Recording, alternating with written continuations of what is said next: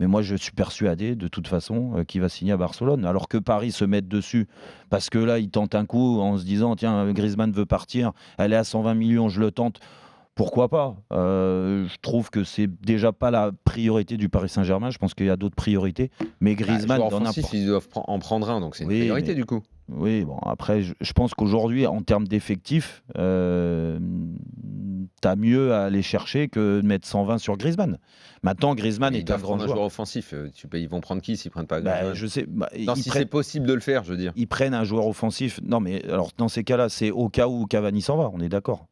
Oui. Bah, pourquoi 4 joueurs, c'est du luxe? Bah, je pense que 4 joueurs de ce niveau. si t'as Cavani, Mbappé, Neymar, je crois pas une seule seconde que Griezmann viendra.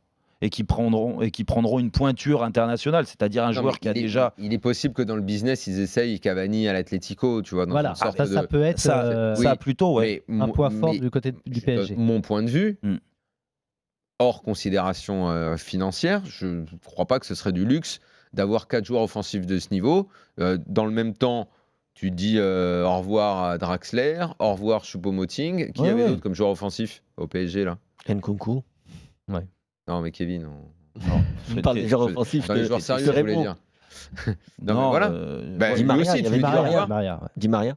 Ah oui, Di Maria fait partie de. Oui, bah évidemment. Non, mais Di Maria, t'es obligé de le garder. De toute façon, que le PSG. Donc ce que je veux te dire, c'est excuse-moi, Kevin, mais je vois pas comment le PSG, même s'il se positionne, mais quel club européen ne peut pas se positionner aujourd'hui sur Griezmann? Ouais, mais le PSG, ils peuvent se positionner maintenant. Daniel, je vois pas comment tu peux voir en fait. Pourquoi ils essaieraient? Parce que je pense qu'il n'y a aucune chance que Griezmann ait envie de venir jouer, pas forcément à Paris, mais en Ligue 1 aujourd'hui. Il peut aller au Barça, qui va avoir un certain Frenkie de Jong, qui va sûrement avoir Matthijs de Ligt, qui a un certain Lionel Messi, le Suarez. Écoute. Moi, je pense que pour Griezmann, je vois pas l'intérêt pour Griezmann. Non, mais en plus, non, mais il accepte de baisser son salaire. C'est-à-dire que pour lui, l'argent, c'est pas la priorité cette saison.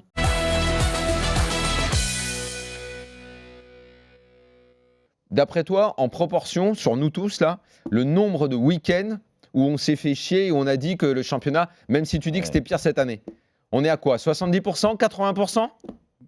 Honnêtement, regardons-nous dans les yeux, Kevin. Ouais, mais n'empêche que... Bon, voilà, à un moment, on n'est pas obligé de continuer de se raconter des histoires. On s'est aussi ennuyé sur des phases de groupe de Ligue des Champions. Je pense vraiment moins. Non, mais ça dépend.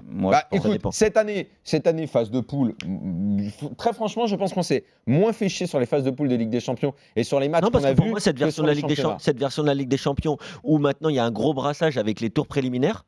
Ouais. Hein, ça il faut le rappeler, ça aussi. Il y a quand même maintenant un gros brassage sur les tours préliminaires, ce qui fait que c'est quand même, on va dire, de très très belles équipes qui arrivent à cette phase de groupe et les matchs sont très disputés. Maintenant, de là à changer pour une phase de groupe plus élargie.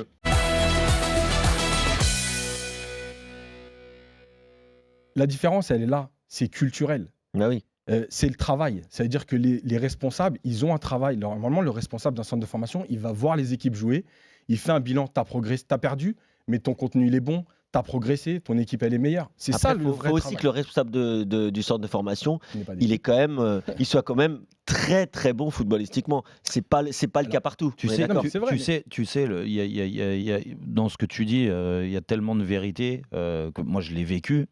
Et ce qui m'a choqué le plus et ce qui me choque aujourd'hui, c'est quand tu entends que l'effectif professionnel, l'entraîneur professionnel, il est en guerre avec le mec qui s'occupe de la formation, qui va pas voir les matchs, qui ne se renseigne pas, il s'en fout en fait. Donc quand il a besoin d'un jeune, parce qu'il faut compléter un effectif, des fois tu as des blessés, vas-y ramène-moi qui tu veux. Ça c'est pas normal, déjà. Et après, il y a aussi le mec qui a la formation, où je suis désolé, mais au bout d'un moment, tu dois...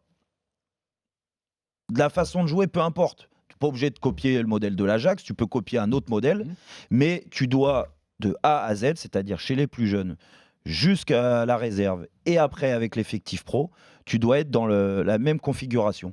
Comme ça, au moins, il n'y a pas de souci. Et aussi, ce que je veux dire sur un point qui est essentiel, c'est que l'Ajax, elle a une idée du jeu. Alors, c'est son idée, encore une fois, comme l'a dit Jérôme, c'est-à-dire qu'on peut en avoir plein dans le football, mais elle a une idée de jeu. En France, en fait, on n'a pas d'idée de jeu. Quel est le club français aujourd'hui chez les jeunes qui a une identité de jeu? Il n'y en a pas.